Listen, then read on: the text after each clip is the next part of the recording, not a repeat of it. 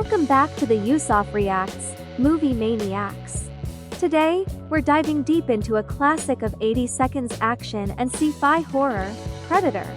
This 1987 masterpiece, directed by John McTiernan, gave us one of the most iconic movie monsters of all time, and it's still just as thrilling today.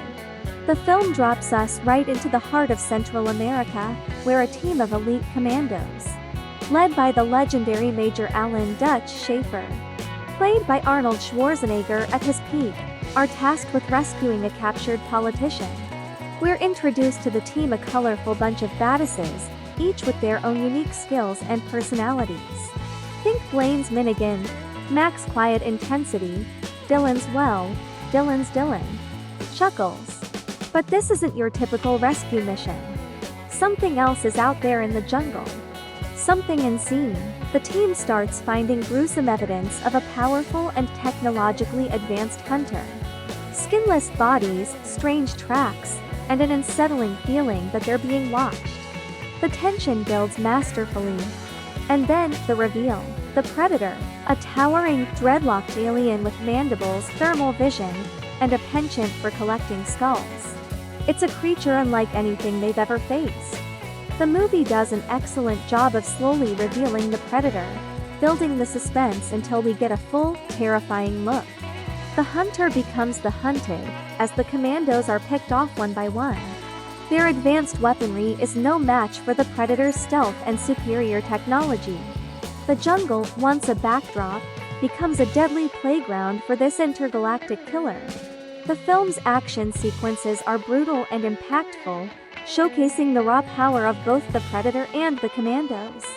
A team of commandos on a mission in a Central American jungle find themselves hunted by an extraterrestrial warrior.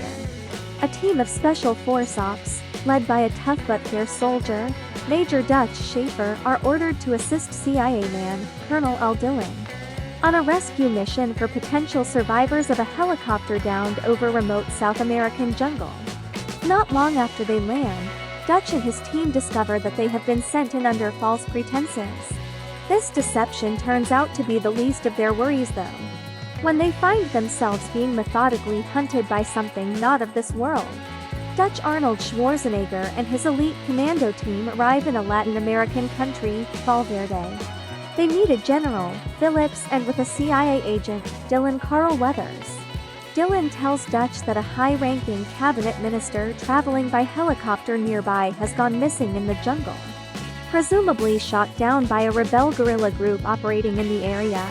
Dutch's team has been charged with going over the border and into rebel territory to rescue the man. Dutch's team are dropped into the jungle by helicopter, and they hike toward the rebel camp. En route, they find the downed helicopter. Dutch's tracker, Billy Sonny Landon, is able to determine that the rebels indeed took the cabinet minister away. But another group of men also passed through, likely more American soldiers. Later, Billy senses something wrong nearby and finds the bodies of 3 men who have been flayed and hung upside down. In a pile of entrails, another of Dutch's men, Mac Duke, finds a set of dog tags. Dutch recognizes the name on them, Jim Hopper, a Green Beret. Dillon says he knows nothing about another team. The team arrives at the rebel camp without being detected. Dutch and his team destroy the camp in an all-out assault and kill all the rebels. There are no hostages, however. Dutch finds a lone, terrified girl and a Alpidia Carrillo. Dutch realizes they have been set up and confronts Dillon. Dillon confirms that Dutch and his team were merely pawns to destroy the camp and its men. The team heads to the chopper pickup point. However, they are being tracked by an unseen enemy that sees their body heat signatures. Anna tries to escape the group and Hawkins' Shane Black follows. When he catches her, a distorted, human-like figure rushes out of the jungle and kills Hawkins. The woman is left behind, terrified and covered in Hawkins' blood. Dutch's Spanish crew member, Pancho Richard Chaves, asks Anna what happened. All she can say is the jungle came alive and took him. The team's largest man, Blain Jesse Ventura, is hit twice by laser-like blasts of energy that blow out his chest. He falls dead and his friend, Mac, rushes to him. Mac sees a humanoid-like distortion that flashes green eyes. Mac opens fire with Blain's minigun, firing thousands of rounds into the jungle. The rest of the team rushes to the spot and also open fire. After checking the area in front of them, Pancho tells Dutch that they didn't hit anything living. A close inspection of Blain's wounds shows no signs of shrapnel or gunpowder burns. When asked what he saw, a terrified Mac is unable to identify the enemy. Only Anna finds green glowing fluid on a large leaf. In another part of the jungle, the distorted humanoid sits down on a tree branch.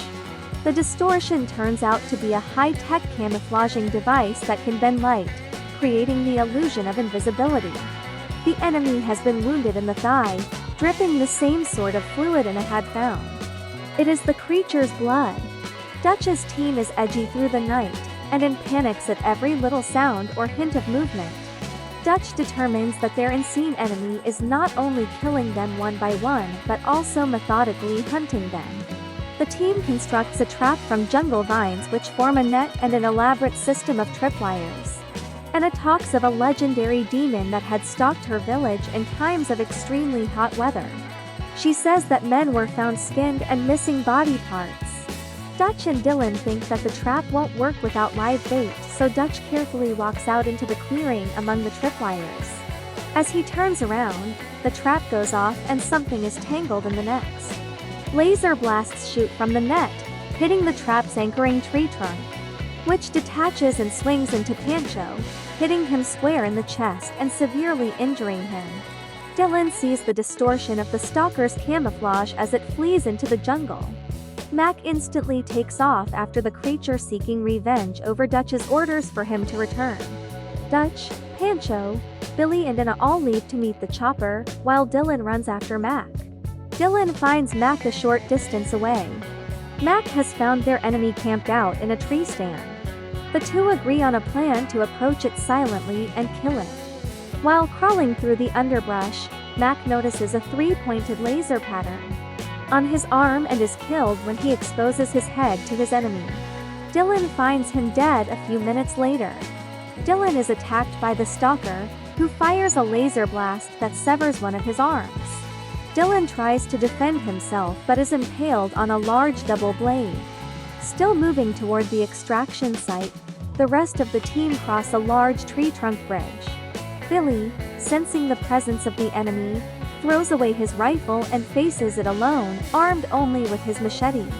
He is quickly killed. Dutch, Anna and Pancho stop, and Pancho is killed by a laser blast. Anna picks up a gun to shoot, but Dutch kicks it away. Another laser blast hits Dutch's rifle, blowing it in half.